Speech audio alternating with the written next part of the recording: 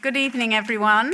My name is Jane Pickering, and I have the honor of serving as the William and Muriel Seabury Howes Director of the Peabody Museum of Archaeology and Ethnology, and like this lecture theatre, located on the traditional lands of the Massachusetts.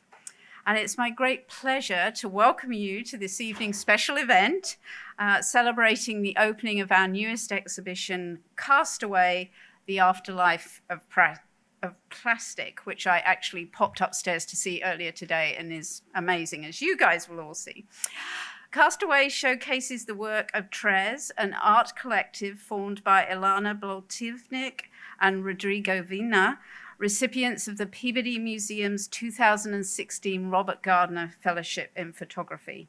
And this prestigious fellowship is awarded annually to support artists who use photography to explore the human condition around the globe. Robert Gardner was a distinguished documentary filmmaker, author, and proud Harvard alum. He earned both his BA and MA here, served as director of the Film Study Center, and was the founding director of the Carpenter Center for the Visual Arts. Over nearly 4 decades of teaching, he profoundly influenced the arts at Harvard. A fellow of both the American Academy of Arts and Sciences and the Academy of Motion Picture Arts and Sciences, Gardner left a powerful legacy. Thanks to the endowment established in his name and with the generous support of his family, the museum continues to engage with and support remarkable contemporary photographers and artists like Trez. We are deeply grateful for the family's ongoing support. This evening, we're fortunate to have Trez in conversation with Madeline Murphy Turner, the Emily Rao Pulitzer Curatorial Fellow in Contemporary Drawings at our colleagues and friends down the road, the Harvard Art Museums. Together, they will discuss Trez's exploration of marine debris and the haunting presence of plastic washed ashore on the coasts of Australia. After the discussion, I hope you will join us upstairs on the 3rd floor to experience the exhibition for yourselves, enjoy a glass of wine and some refreshments. And before I move on to the final thing I need to say, I also want to wave this around, which is the simultaneous translation for those of us who do not speak Spanish. And Channel 8 is where you should be tuning to. And I've been told if you have any issues or something doesn't feel right, please feel free, either raise your hand or sort of gesticulate to the tech people at the back there, and they'll come and help you. They will be monitoring things, but just in case. So before I hand things over, I would like to take a moment to acknowledge the many people that brought this exhibition to life. And first and foremost, my thanks go to Lisa Barbash, who's curator of visual anthropology at the Peabody and whose vision and leadership have been the driving force behind the fellowship and this exhibition. Thanks, Lisa. I'd also like, let's give her a good idea. I'd also like to recognize the contributions of Diana Loren, our senior curator, and to express my appreciation to Caroline Fennell, Sylvie Laborde, Faith Sutter, and the entire team at the Harvard Museums of Science and Culture, including Diana Munn, who's been running the event tonight, and their collaboration with Lisa and Trez has been instrumental in transforming this ambitious project into a compelling and thought-provoking exhibition. So now it is my pleasure to invite Lisa to the podium to introduce the program and our speakers. Thank you.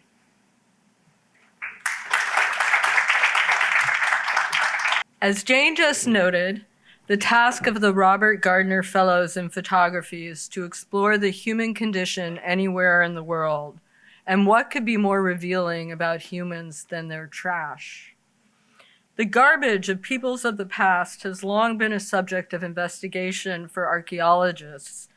And by collecting and photographing the debris of contemporary societies, some of which has traveled a long way across oceans, Trez reveals what we use in our daily lives and what we will leave behind. Bottles and their caps, cans, ropes, plastic bags, toys. Trez's work also highlights the global impact that local litter can have. Rather than producing a diatribe about the environment, however, Trez plays with the sizes, shapes, and colors of familiar castaway items, inviting us to make sense of them.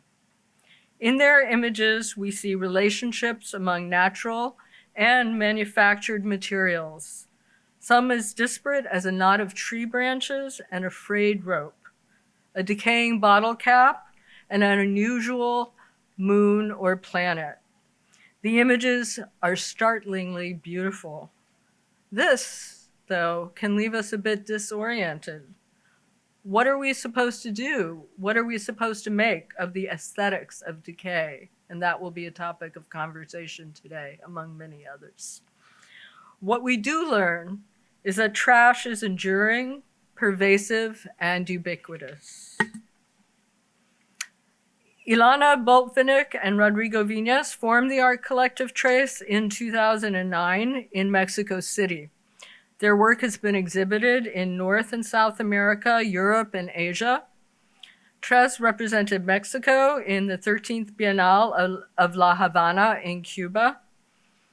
In 2015, they won the Hong Kong-based Wing Foundation's WMA commission to produce Ubiquitous Trash, the first of an artistic series about the global mobility of marine debris. Castaway, The Afterlife of Plastic, is a second of this series. Ilana is a researcher artist at Instituto de Artes Plásticas at Universidad Veracruzana in Mexico, and holds a PhD in social sciences and humanities from Universidad Autónoma Metropolitana. Rodrigo studied visual arts at Universidad Nacional Autónoma de Mexico and at Universidad Politécnica de Valencia. He was curator of photography at Centro de la Imagen in Mexico.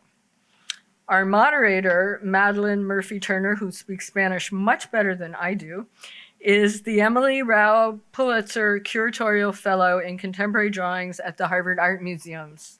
Her work as a curator and art historian centers on modern and contemporary art from Latin America. And she has a special focus on gender and on ecology. Among the numerous exhibitions she has curated is the installation Drawn to Earth, Contemporary Art and Environment in the Americas, currently on view at the Harvard Art Museums. And I urge you to go see that. Her publications include the award-winning anthology Momentum, Art and Ecology in Contemporary Latin America, published by the Museum of Modern Art in New York. She holds a PhD in art history from New York University. It is my pleasure to welcome Madeline, Ilana, and Rodrigo to the stage. Please come up. Again, if your headsets aren't working, your earbuds aren't working, please raise your hand. This conversation will be in Spanish. Thank you. Bueno, muchísimas gracias. Gracias por estar acá. Gracias a todos ustedes por estar acá con nosotros. Ha sido realmente un placer pasar las últimas semanas hablando, conversando sobre su práctica artística, su investigación. Así que, bueno, pero tenemos mucho para conversar. Así que ya comenzamos, ¿no? Sí, perfecto. Bueno, la exposición que ustedes van a ver después, Naufragio, la otra vida del plástico, es el resultado de la investigación Ubiquitous Trash, The Australia Edition, que llevaron a cabo gracias a la beca de Robert Gardner. Para comenzar, simplemente podrían contarnos sobre la propuesta para este proyecto. Bueno, yo quisiera comenzar dándole las gracias por estar aquí.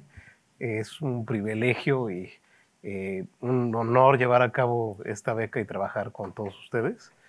Y pues bueno, nada, este proyecto comenzó con una locura que encontramos en Hong Kong hace algunos años, que fue la taparrosca con la cara de un popstar hongkoniano de nombre Nicolas Che. Encontramos en la isla de Lantau, en Hong Kong, y ahí empezó toda una aventura gigantesca y hermosa de empezar a ver las corrientes marítimas, cómo viajaba la basura en el mar, cuestionaron muchas cosas.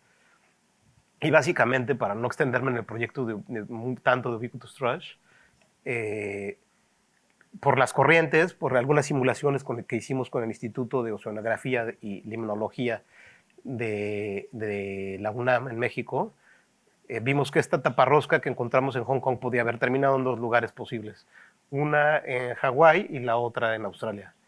Decidimos emprender un viaje para intentar encontrarlo en las playas de Australia, y eso es lo que se propuso a Harvard, ¿no? Una expedición en la cual saldríamos a tratar de buscar esta taparrosca con la cara de este personaje, que además me encanta porque lo platicábamos hace poco, ¿no? Una expedición que parecía un poco absurda, pero que al final no lo fue y que nos llevó a encontrar, pues nada, muchas capas debajo de todo lo que implica el plástico, ¿no? En el mar. Sí, bueno, creo que otra de las cosas que quizá adicionaría a eso es que nos parecía fascinante la forma en que la basura puede viajar de manera libre a través del mundo, mientras que como humanos cada vez se vuelve más difícil viajar y transportarnos y llevar cosas, ¿no? Y ahí hay una paradoja interesante, porque finalmente nuestra basura somos nosotros también, ¿no? Y tiene otro tipo de posibilidades de viaje, otro tipo de trayectos que no podemos mapear necesariamente, que no podemos saber con certeza.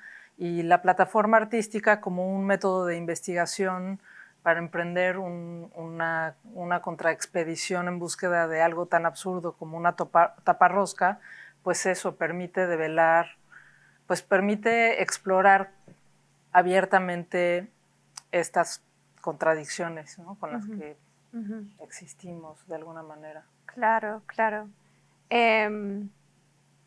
Y me gustaría hablar un poquito más sobre esta idea. Bueno, como nos dijeron, iniciaron el proyecto en Hong Kong y la segunda parte del proyecto realizaron en Australia. Así que, ¿cuál es el rol de la especificidad del sitio en su práctica? Y no sé si podemos ir viendo un poquito más las imágenes que tenemos acá de Australia para pensar bien en cómo fue el proceso de estar en ese sitio de Australia y la diferencia, por ejemplo, en su experiencia en Hong Kong. ¿Cómo podemos, y como justo nos dijiste o comenzaste a hablar y hablamos el otro día sobre cómo podemos entendernos a nosotros mismos a través de la basura? Es que resulta fascinante, cuando nos gusta mucho, siempre trabajamos en sitios específicos y para hacer eso necesitamos pues tener muy claro que somos la otredad en ese lugar, que no pertenecemos al lugar y que por lo tanto tenemos que estudiar muchísimo a dónde estamos yendo y con quién estamos yendo. Entonces dedicamos mucho tiempo a hacer una investigación de archivo muy amplia, ¿no? En cortes muy distintos, por ahí nos obsesionamos muchas veces con cosas distintas, pero la otra cosa también importante es encontrar a personas en los sitios con las que podamos platicar, intercambiar y entender mejor el estatus del sitio, ¿no? Y entonces nos encanta llegar a un lugar y lo primero casi ir a visitar es el relleno sanitario o el tiradero, ¿no? Porque finalmente ahí no solamente con la basura, ¿no? O sea, la basura tiene una característica más o menos global hoy en día, ¿no? Podemos encontrar elementos muy similares en todos lados, más o menos similares, ¿no? Pero la estructura de un relleno sanitario o de un tiradero, cómo se maneja, qué te dejan ver, hasta dónde puedes explorar, eso devela cómo es toda una sociedad, ¿no? Y eso es Sí, fascinante. y yo agregaría otra cosa que siempre nos pasa, ¿no? Y que nos encanta hacer. Comenzando por la idea de en dónde está el relleno sanitario, ¿no? Que esa es una pregunta que podríamos hacer ahorita. ¿Ustedes saben a dónde va la basura que se produce aquí en Harvard o después en Cambridge? O platicábamos hace un rato le decía eso a Diana y me encanta, no tiene nada que ver, pero vi estas sillas hermosas y dije, wow, qué increíble las sillas aquí en Harvard. Y en nuestra primera expedición que venimos aquí a platicar con Peter acerca de la basura que encontramos en el mar, en el centro de reciclaje o de distribución de basura que tiene Harvard específicamente, había una cantidad de estas sillas hermosas ahí esperando su turno para la basura y nosotros nos las queríamos llevar a México, pero no nos dejaron. Bueno, no teníamos cómo, ¿no? Están un poco pesadas. Un poco difícil, pero bueno, un poco eso, ¿no? O sea, ¿qué es lo que devela? ¿Qué es lo que desdobla? Y qué es lo que provoca, y eso genera dinámicas y una construcción, un contexto que nos hace darnos una pequeña idea de cómo podemos situarnos en un lugar, ¿no? Y eso ya se construye de muchas formas distintas, ¿no? Leyendo, un poco también lo hablábamos, ¿no? Sí. Leyendo mucha historia. Claro, claro. Para situarnos un poquito más en lo que vamos a ver en la exposición, ¿podrían hablarnos de los objetos distintos que vamos a encontrar en la exposición? Porque es una mezcla realmente, como hay fotografía, ya mencionaron el archivo, hay objetos del archivo, hay dibujo, hay investigación, así que como, ¿cuáles son estos objetos? A ver, ¿cuál es tu favorito? No, es que tenemos muchas estrategias de indagación, ¿no? Que tienen que ver con la fotografía, nos permite, bueno, claro, esto sobre todo es una muestra de fotografía, evidentemente, pero esa es una herramienta que nos permite encontrar ciertas narrativas, tanto cuando estamos con la cámara ahí encima del objeto y aparecen cosas nuevas, como después cuando estamos revisando el archivo. Pero siempre lo complementamos con, además de la fotografía, con dibujo. Es una herramienta que utilizamos muchísimo para tratar de entender dónde estamos situadas, desde pensar, digamos, desde lo más microscópico hasta lo más macroscópico, como un mapa que te va a develar cuando lo estás trazando todos sus secretos, ¿no? Y entonces también una bitácora, ¿no? En donde íbamos registrando todos los objetos, como muy etnográfico en ese sentido. Como en esta imagen, por ejemplo. Como en esta imagen, Sí. ¿no? Donde registrábamos todos los objetos que nos encontrábamos cada día, algunos los dibujábamos un poco, porque te permite también encontrarle otras formas y se volvía casi un ritual encontrar las formas en la noche de las cosas que nos habíamos hallado. Cada quien se verá en las imágenes otra cosa. Para nosotros claramente eso es un monstruo. Pero también recopilamos postales viejas, mapas. O sea, digamos que hacemos un archivo muy, muy extenso de cosas. Estoy buscando aquí, por ejemplo, postales. Ajá, postales. Pues sí, cosas que se van relacionando con el tema, ¿no? Que a veces parecería que no tienen una relación. Creo que eso también es algo muy rico de las investigaciones que hacemos. Vamos descubriendo cosas que nos llaman y que después van encontrando un lugar dentro de la investigación, ¿no? Van como poniéndose en su lugar poco a poco, como en un gran rompecabezas, ¿no? Claro, Que se va articulando. claro, claro. O sea, esta postal en particular, nada más para hacer una anotación, tenía mucho que ver con que en Australia siempre hay letreros de fear this and fear that, o sea, ¿no? Tienes que temerle a todo, Yeah. porque hay muchos animales que te van a picar, comer, matar, etcétera, etcétera, ¿no? Y entonces nos parecía muy simpática esta postal en relación a... Todo lo que no se ve, diría yo, que es algo que nos pasó en lo que hicimos en el trayecto, ¿no? O sea, un poco también como para ponernos en contexto, pues fue un trayecto muy largo, un viaje muy largo de 2 meses y medio recorriendo playas todos los días, específicamente, ¿no? Recogiendo cosas y nada, o sea, parte de lo que pasó es que también nos fuimos adaptando al contexto y al espacio, que es algo que nos gusta mucho hacer, o sea, no es lo mismo tener una relación teórica con un espacio a experimentar el espacio, a estar ahí en el espacio, a sentirlo, ¿no? A recorrerlo. Y un poco lo que pasó en Australia fue que cuando llegamos, pues nada, o sea, dijimos, ¿y ahora qué le vamos a entregar a Harvard? Porque No hay basura.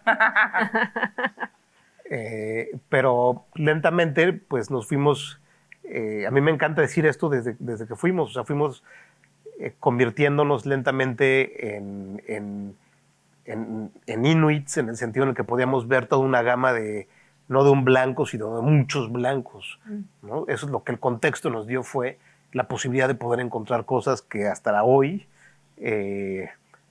pues no sé, todavía no sabemos muy bien cómo logramos encontrar. No sé, entonces, ¿y cómo se relaciona eso con la postal? Pues todo lo que no se ve y lo que sí se ve, ese juego de lo invisible, lo que está y lo que no está. Claro, claro. Y el otro día hablamos también de esa idea de lo que no está presente inmediatamente. Y estábamos hablando de esta foto, por ejemplo. Y quizás este es el momento perfecto para hablar sobre esta o acercarnos un poquito a esta idea de la belleza, por ejemplo, en la imagen. Y qué puede ser el paisaje hoy en día, en un momento de tanta crisis ambiental, cuando vemos tantas imágenes globales de desastre por todo el mundo, pero a la vez vemos imágenes como esto que se ve, como son imágenes súper, súper lindas, pero a la vez hay más, ¿no? Hay más atrás de esta imagen. Así que podían hablarnos un poquito de eso, de la belleza, de qué hay en esta foto, cómo se relaciona esta foto con la basura, como esa relación entre la foto y los objetos. Pues pensamos en el paisaje de una manera, digamos, más compleja que solamente la imagen de algo que está ahí. No es esa idea de la naturaleza lejana a lo humano, sino más bien un ensamblaje, una red de conexiones de cosas que están todo el tiempo intricadas unas con otras, ¿no? Entonces, lo que estamos proponiendo en la exposición son núcleos en donde hay relaciones a veces visuales, a veces de textura o de otro tipo, que nos van indicando que quizá el paisaje que estamos viendo como algo hermoso y bello tiene cosas escondidas que no son tan fáciles de ver, ¿no? Y ese es, creo que el gran juego de la fotografía, ¿no? En el momento que puedes jugar con algo tan lejano y algo tan cercano y puedes empezar a generar narrativas que las interconecten, entonces ya podemos empezar a entender que no existe un paisaje sin humanos, ni tampoco existe la noción completamente separado de lo natural y de lo artificial o de lo cultural, ni de lo orgánico y lo inorgánico, que más bien hay siempre cosas que están en procesos de hibridación, ¿no? Y de develarnos otro tipo de formas de existencia. Claro, claro. Híjole, para mí es una pregunta muy interesante porque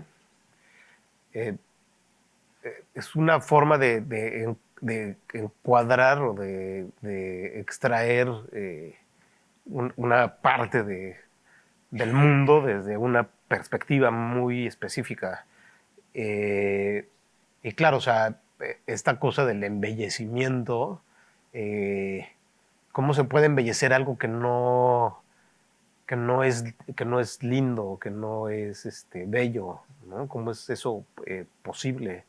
Es una de las, a lo mejor, preguntas, ¿no? Que en algún momento nos hicimos. O sea, y es cómo encontrar en estas formas una puerta de entrada distinta. También lo platicábamos en ese momento. Y en ese sentido, la fotografía o la cámara como artefacto, lo que posibilita es que tengas acceso a otros mundos, a otras perspectivas. Entonces, mucho de lo que nos pasó es que había ciertos objetos que parecían a lo mejor no tan atractivos, pero en este ejercicio no nada más de estarlos dibujando y viendo todos los días por las noches cuando llegábamos al camper site en donde reuníamos todos nuestros tesoros recuperados, pues también teníamos estos puntos en donde montábamos la iluminación para sacar las fotografías. Y en el momento de ver a través del visor de la cámara, pues aparecían mundos. Y aparecían mundos hermosos, mundos que normalmente no podríamos ver si no fuera a través de esta mediación que estás poniendo todo el tiempo. Y también creo que tiene que ver mucho con esta cosa que empezamos a ver de mimetización con el espacio, o sea, cómo podríamos producir eso desde la fotografía, ¿no? Estos paisajes hermosos, bellos, sublimes, como una basura que también la evocaba de esta forma, ¿no? Que también estaba exigiendo ser vista desde esa perspectiva, ¿no? Claro, claro. Y me gustaría clarificar que en la pantalla lo que estamos viendo son 2 fotos que hay en la exposición y son fotos específicamente de alguna de la basura que ustedes encontraron o las cosas que se encontraron en la playa, por ejemplo. Y esta foto también es una foto que hay en la exposición, así que hay una relación estética también de estas 2 imágenes. También otra cosa que a mí me encanta, por ejemplo, de este paisaje, es que está lleno de sargazo, ¿no? Y el sargazo, o sea, nosotros sabíamos perfectamente, queríamos meternos ahí, y bueno, nos metimos, pero queríamos meternos más a fondo, porque sabíamos que mucho de lo que había debajo también, o sea, era plástico, había otras cosas que queríamos encontrar allí, y que a lo mejor no nos acercábamos porque también había animales anidando, o sea, porque era todo un ecosistema que no queríamos alterar en ciertas ocasiones, ¿no? Claro. Y quizás este es el momento, todavía no hablamos del briozoa, todavía no mencionamos el briozoa, pero es súper importante para este proyecto. No podemos saltar ese animalito. Así que es un protagonista realmente importante en este proyecto. Así que, como básicamente me gustaría preguntarles por qué el briozoa le generan tanta fascinación y dónde quizás podemos ir viendo algunas fotos del briozoa. Sí. Bueno, es que es fascinante, ¿no? Y a mí una de las cosas que me encanta del arte como una plataforma de investigación es que te permite hacerte preguntas un poco absurdas para después llegar a otras cosas que son fascinantes, ¿no? Y fuimos buscando una taparrosca de Nicolás Che y acabamos encontrando taparroscas y plásticos con briozoa. Y los briozoa llamaron mucho nuestra atención porque creo que fue la primera vez que encontramos que el plástico como tal podía tener unas posibilidades que no eran totalmente negativas, ¿no? O sea, nos pareció fascinante que el plástico pudiera sustentar la vida de estas pequeñísimas criaturas que son muy similares a un coral, pero que necesitan un sustrato para construir sus habitáculos, y que el mar estuviera llenísimo de pedazos de plástico con estas estructuras, estas arquitecturas microscópicas casi, ¿no? Bueno, no son microscópicas, pero sí son muy, muy pequeñas, ¿no? Y por eso se volvió una fascinación, ¿no? Porque eso dislocaba por completo la noción de que el plástico solamente nos mata, ¿no? No estamos tratando de abogar por un mundo plástico tampoco, ¿no? No se trata de extremizar las cosas, pero sí se trata de tener un pensamiento crítico y tener la apertura de ver cómo hay cosas que están sucediendo a niveles que nosotros no podemos controlar ni sabemos que están sucediendo, ¿no? Y eso, ¿no? Como que el mundo siempre nos va a rebasar. ¿no? Y eso es fascinante, ¿no? O sea, como no somos tan importantes, bueno, al final. Sí.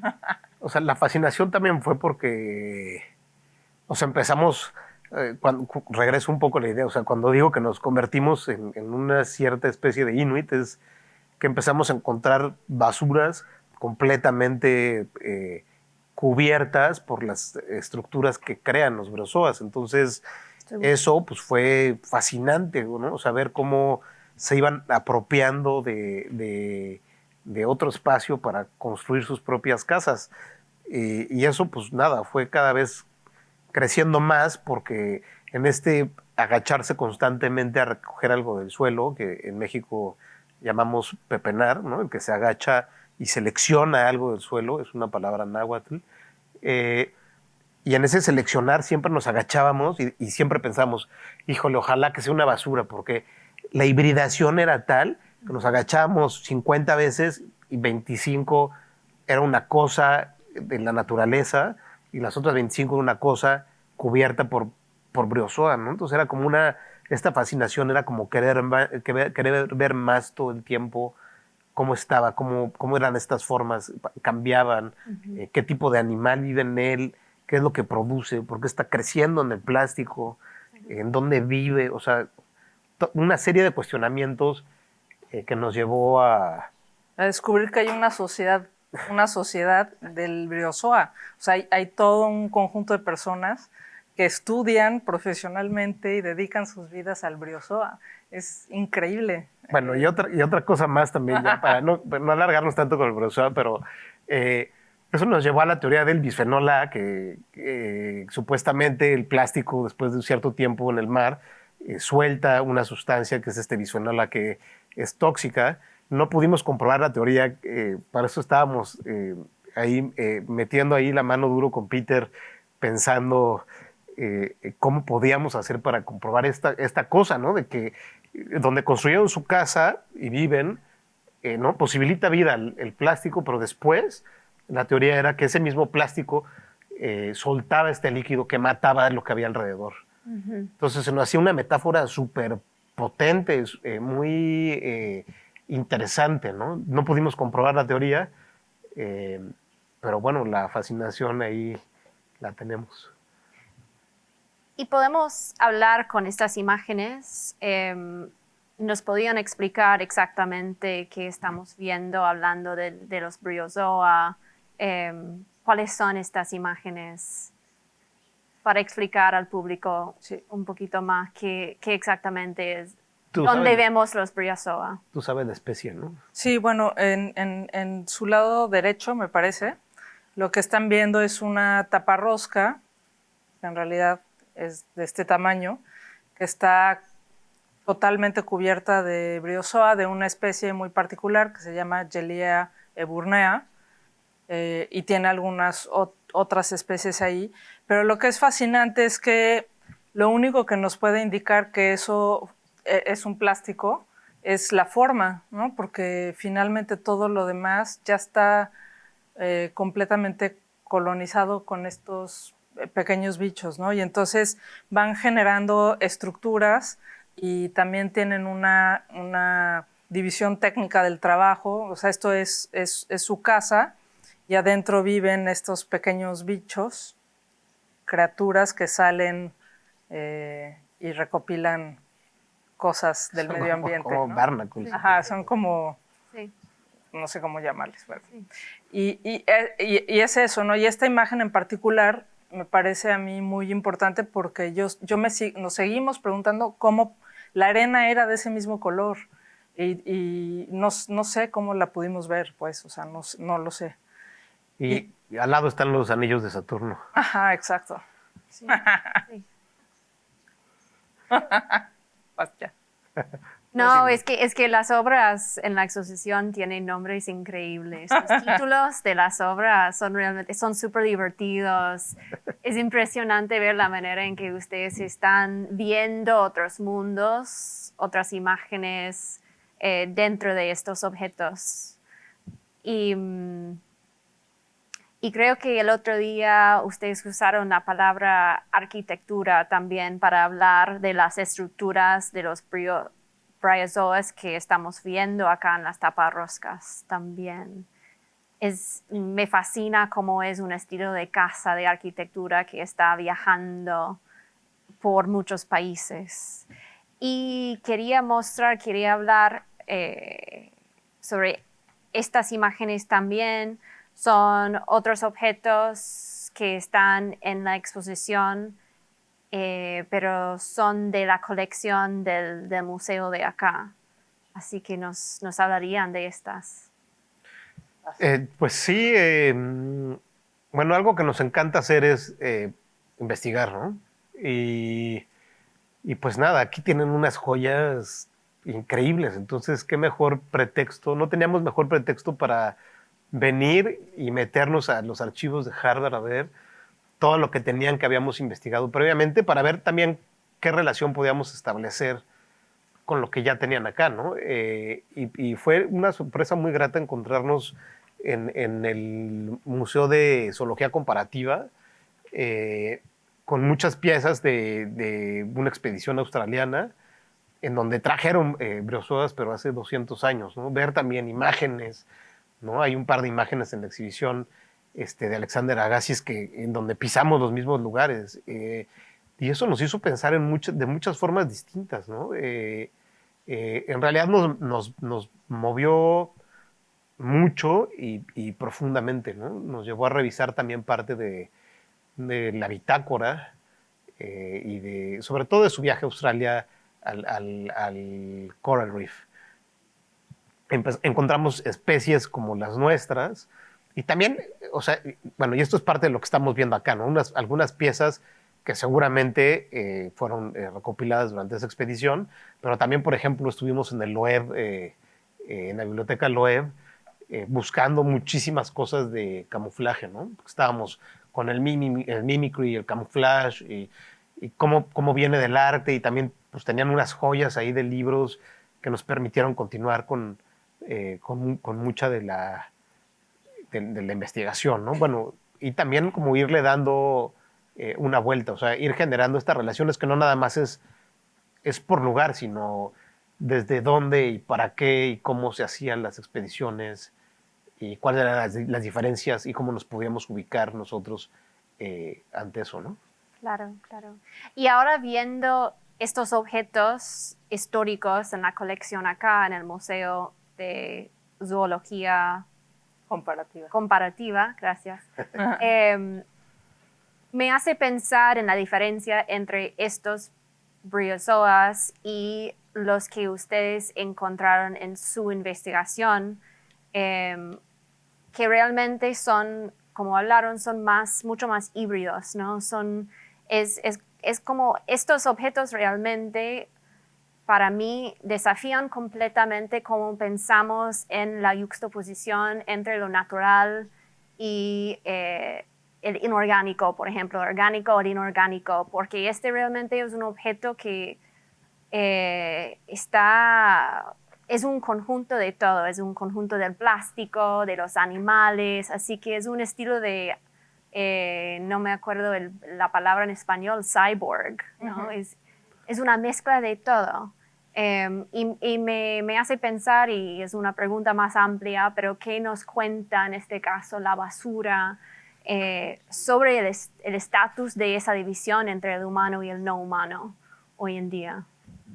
Sí, pues eso, creo que es una buena pregunta y que creo que también se sitúa muy adecuadamente con la investigación que hicimos acá, porque creo que si bien Agassi iba para conquistar el mundo natural, ¿no? Y iba para conquistar el conocimiento del mundo natural, porque lo que quería, ahí se tenía una pequeña guerra con Darwin, ¿no?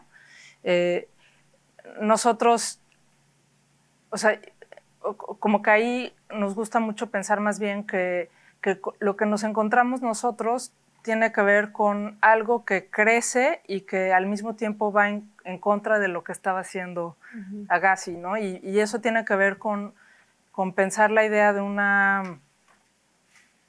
A ver, me estoy yendo para atrás porque creo que es importante. una contraexpedición que te permite o que lo que quiere hacer es tratar de encontrar las cosas que no son deseadas, que no son disputadas, que están dejadas de lado, ¿no? Como lo dice el título de la exposición. Pero eso se va entretejiendo con el conocimiento que ya existía anteriormente, ¿no? Y si bien los briozoas crecían casi siempre sobre seres vivientes, el hecho de que ahora crezcan sobre plástico nos está hablando también de una, pues es un poco lo que decía antes, ¿no? No podemos pensar que seguimos siendo el centro del universo y que lo que producimos no está interrelacionado con todo lo demás. Entonces somos un ensamblaje de orgánico, inorgánico, una mixtura. Y me gusta mucho que digas cyborg, porque el cyborg era para Haraway una postura política, ¿no?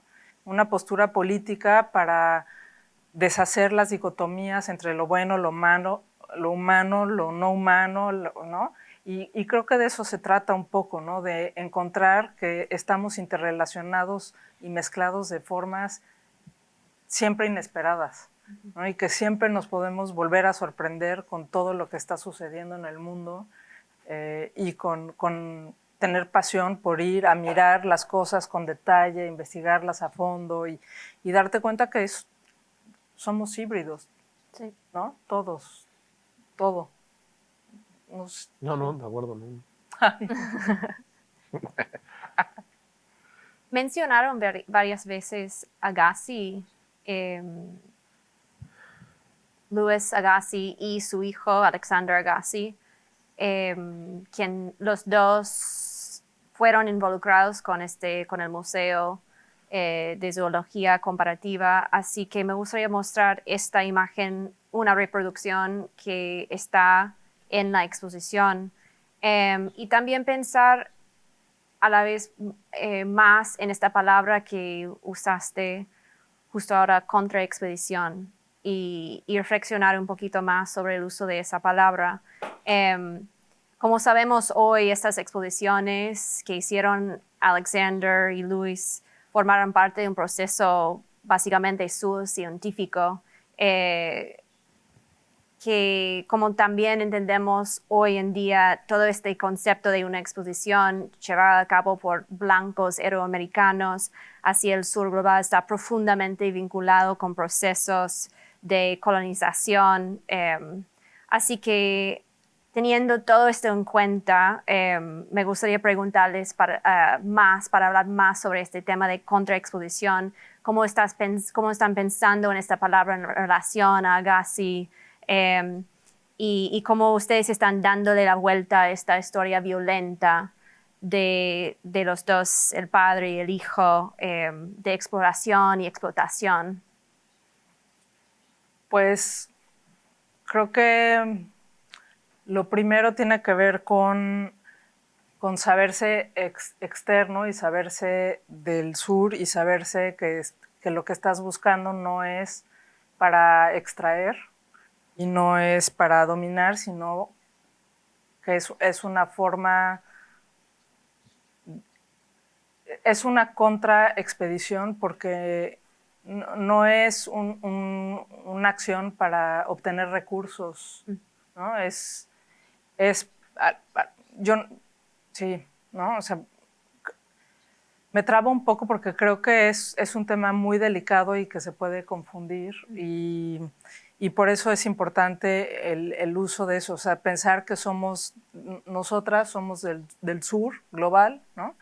Y que en eso tenemos como una posicionalidad muy clara en términos de saber que vamos con mucho cuidado a donde vamos, ¿no? Y que vamos con cuidado en todo su sentido, ¿no? O sea, como una forma de sostener la vida, de celebrarla y de conocerla y por eso es una contraexpedición, ¿no? Porque se trata no de ir a traer de vuelta al mundo todo lo demás, sino más bien de ir a compartir una experiencia con las personas del lugar también una forma de narrar otra historia, ¿no? Una historia que no necesita ser la historia hegemónica, ni necesita ser la historia más importante, es una historia de muchos mundos, ¿no? Donde la especulación es importante, la imaginación,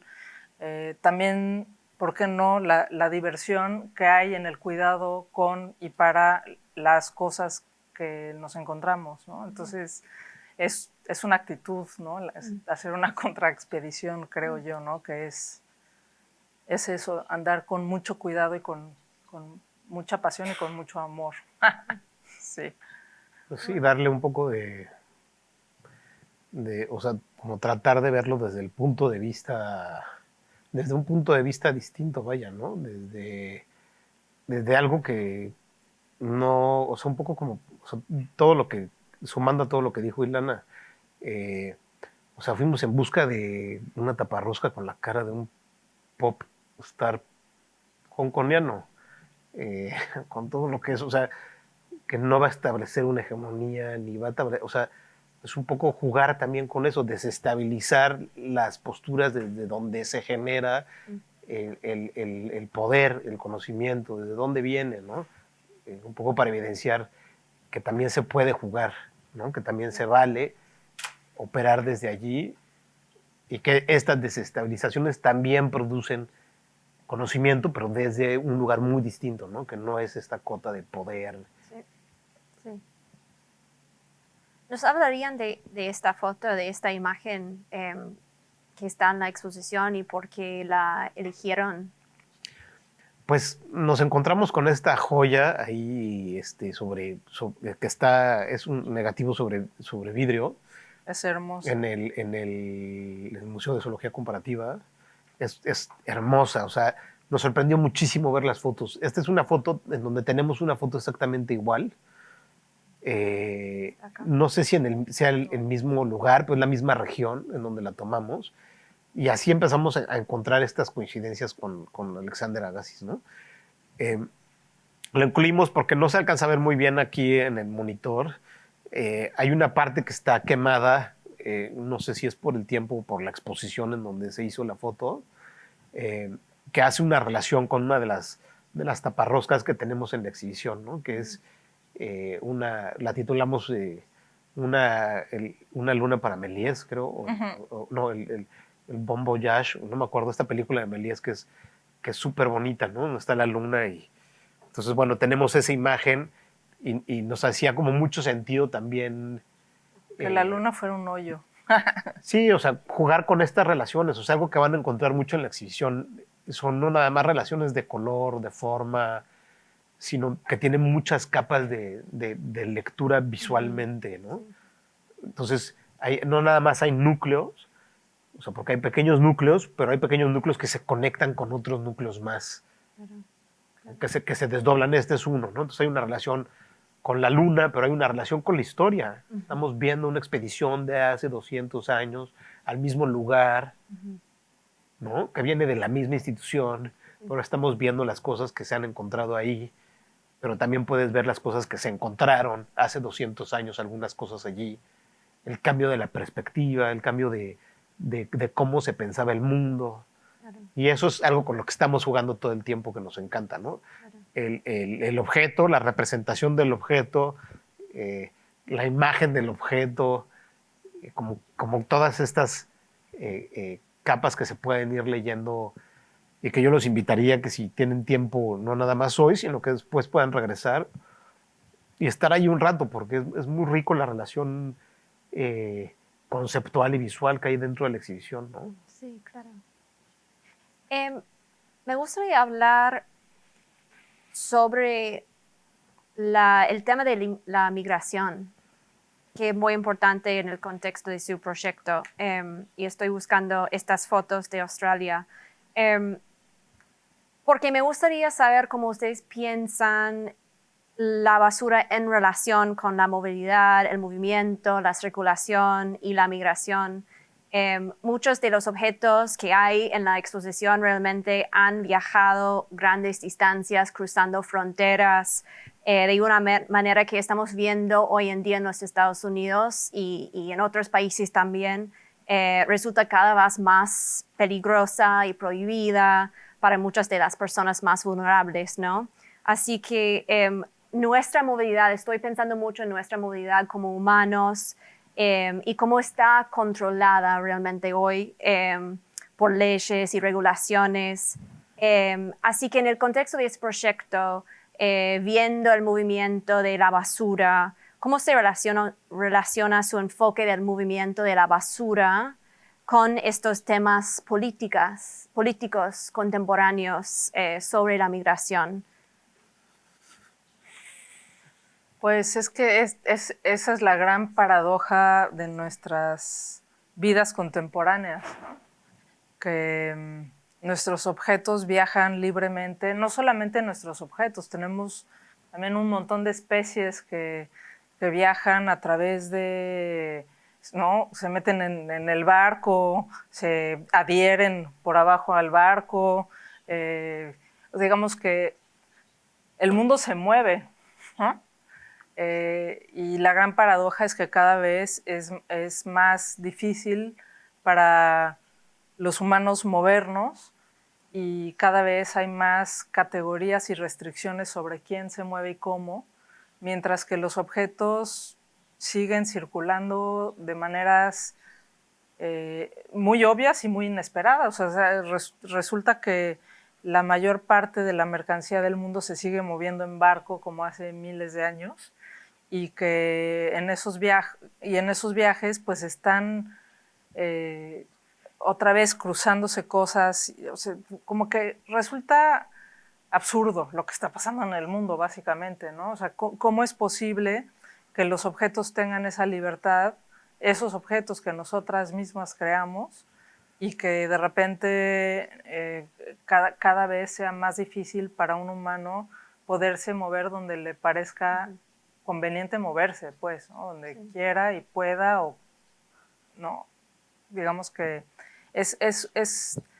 creo que tendríamos que pensarle un poco a qué es lo que tememos de estas movilizaciones, ¿no? Porque finalmente todo lo demás sí se sigue moviendo, ¿no? Claro. Ese ejemplo es fue muy interesante verlo en este proyecto, ¿no? Creo que lo platicamos. En la parte frontal de los barcos se adhieren ciertas especies que después las tienen que quitar, ¿no? En algún momento, no sé si afecte la pintura del barco, ¿no? Pero que literal están yendo y viniendo. A mí me encanta esa metáfora del fluir, de que pues nunca, desde mi punto de vista, nunca han existido las fronteras, o sea, y ahí habría que ver, porque tendremos que analizar la invención de la propiedad privada y etcétera. Ya antropólogos que lo han estudiado, cuándo se empezó a segmentar, cuándo se empezó a dividir, por qué tipo de recursos. Pero aún así, yo siempre me pregunto, o sea, ¿de verdad hemos cambiado tanto? O sea, ¿de verdad somos una sociedad hipercontemporánea, la mejor de todas las generaciones de todos los humanos que han pisado este planeta? O sea, es que me parece ridículo. O sea, ¿qué ha cambiado? O sea, el reflejo de lo que somos ahora, pues claro, ahora es una basura muy bonita que pueden ver aquí arriba, pero es lo que estamos, ¿qué es lo que estamos produciendo? ¿Qué es lo que producimos? Y tampoco es porque haya una nostalgia porque el pasado siempre fue mejor, porque no es así. Bueno, ahorita a lo mejor sí. A lo mejor, pero bueno, no sé, o sea, Sí. un poco eso, ¿no? Como siempre hemos estado en movimiento. Sí, sí, totalmente. La basura siempre está en movimiento hasta que no lo está. Sí, sí. Y hay el ejemplo súper interesante también de la valija que ustedes llevaron con ustedes, con la basura, ¿no? Es que, bueno, una de las cosas a las que nos enfrentamos cada vez que recopilamos basura es que la tenemos que transportar y nunca sabemos si va a poder pasar la frontera, si va a llegar a migración, o sea, no es migración, es Customs, okay. Aduana. aduana. Aduana. si va a llegar a aduana y van a decir, pero usted está viajando con basura, eso es ilegal, ¿no?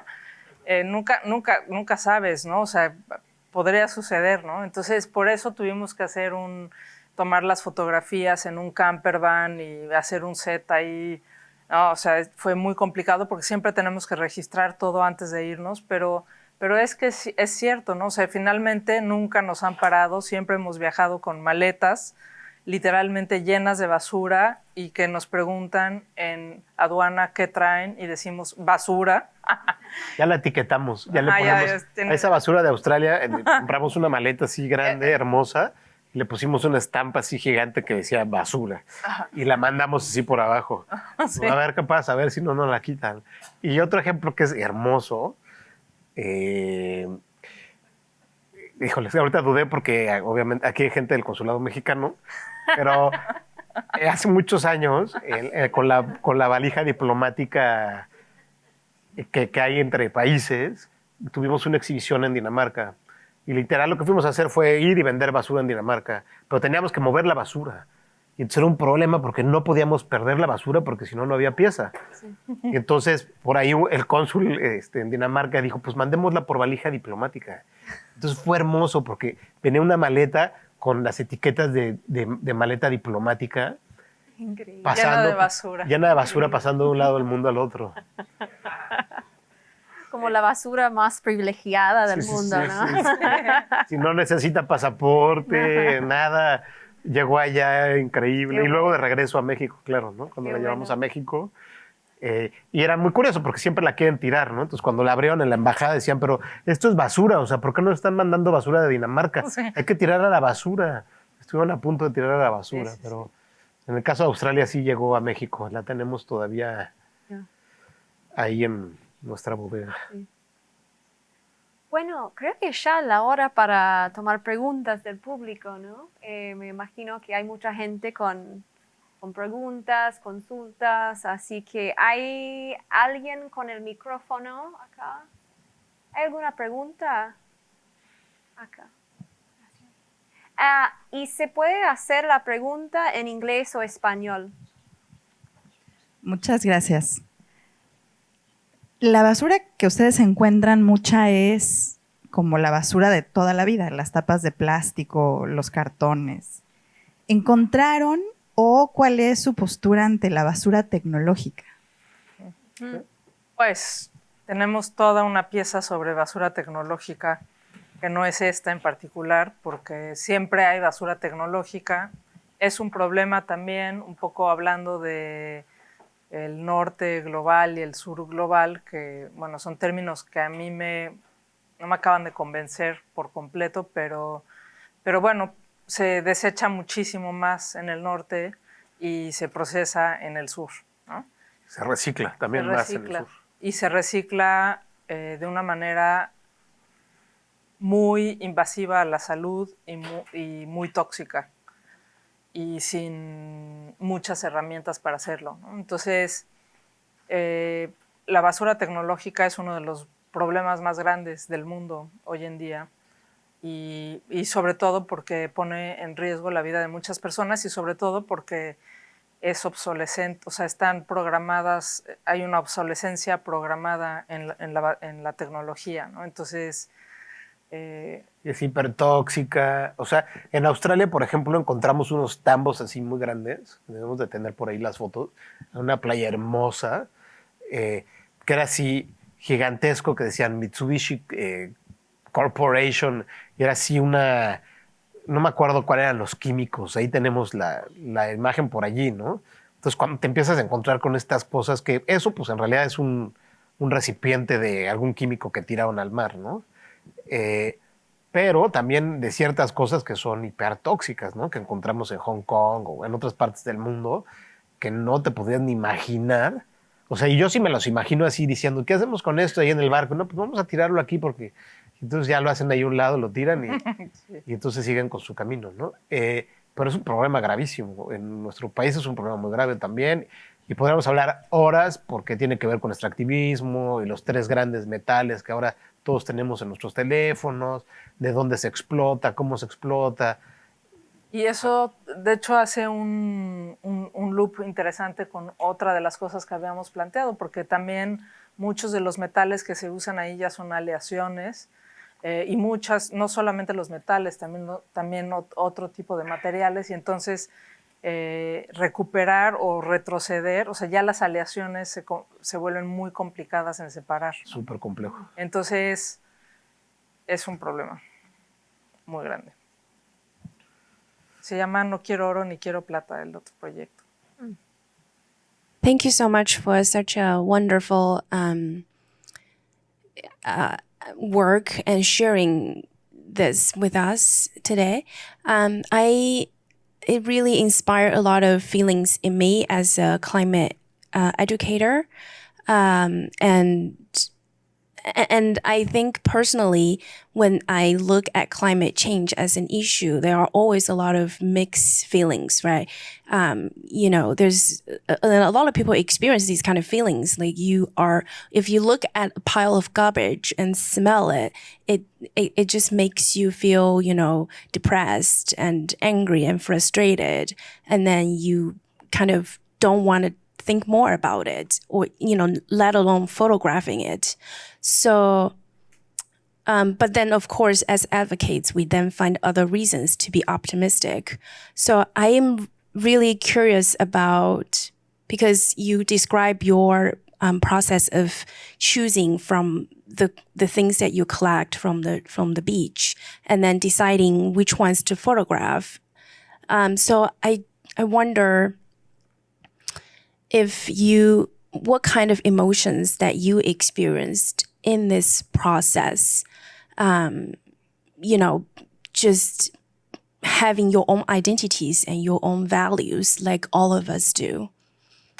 Hay un término en español muy difícil de traducir que se ha denominado sentipensar, que es la combinación, es pensar que el pensamiento no es solo pensamiento, sino también sentimiento, aunque no están disasociados. Y creo que esa es una de las cosas a las que le apostamos nosotras como colectivo. El cambio climático es, como diría Morton, un hiperobjeto que nos paraliza, ¿no? Y por eso para nosotros el reciclaje no funciona, ¿no? Porque el reciclaje es como una acción que te permite pensar que estás solucionando algo que es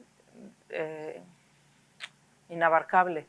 Más bien, a lo que le apostamos es a una relación íntima y profunda con la basura. Entonces, olerla, sentirla, pensarla, manipularla, son cosas que hacen que establezcas una relación distinta con el mundo material, ¿no? Y en ese establecer una relación distinta, creo que te separas un poco de lo que tienes que hacer o de lo que debes hacer, ¿no? Es que tengo que separar la basura, ¿no? Porque así me lo dicen. Y empiezas más bien a tener una relación, cuando digo íntima, no me refiero a una relación profunda de conexión con aquellos objetos. Y todos los objetos que recogemos, establecemos esa relación con los objetos que recogemos y también con los que no recogemos. Hay ese bote enorme de Mitsubishi, pues pesaba 1,5 toneladas. Me hubiera encantado tenerlo ahora en mi casa, ¿verdad? Pero es eso, creo que para mí el reto está en que tengamos el valor de sí enfrentarnos a nuestros desechos en todas sus dimensiones, para realmente entender dónde estamos. Y el momento catastrófico, al menos de ruptura en mi vida, no sé si la de Rodrigo, fue en una playa en Hong Kong, a la que nadie tiene acceso, o sea, llegar ahí es complicadísimo, y nos llevaron con la condición que solo podíamos estar 20 minutos porque hay tanto Fumes. Humos tóxicos que salen de ahí que te puedes morir. Y es que era una capa tras otra capa, tras otra capa, tras otra capa de basura, basura, basura, basura, basura, basura, basura, basura, basura, ¿no?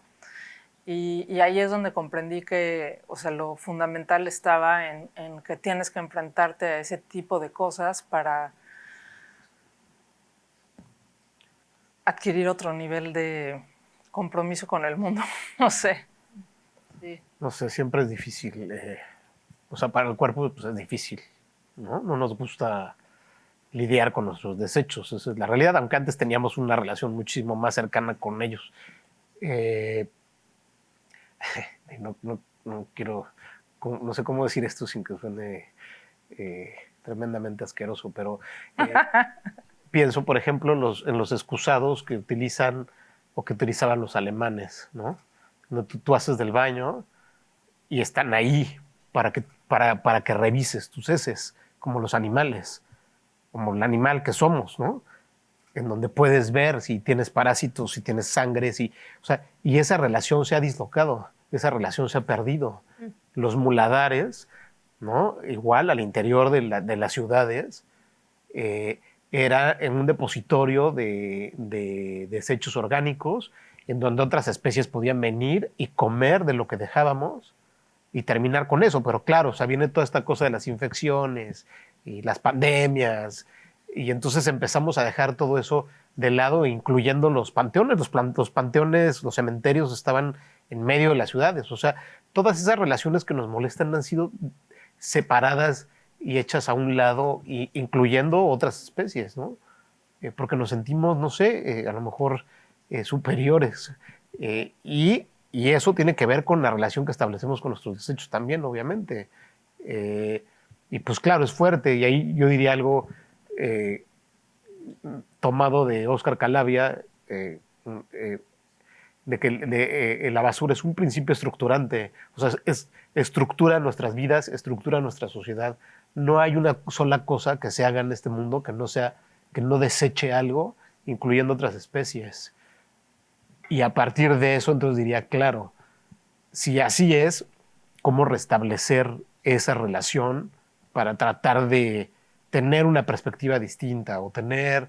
Y claro, es difícil, ¿no? Para mí lo más difícil fue estar enfrente de 150 kilos de carne que hicimos para una pieza en Lima hace un par de años, y el olor, o sea, imagínate el olor de eso fresco, porque de una forma, pues después el olor de esos 150 kilos de carne podrida 5 días después.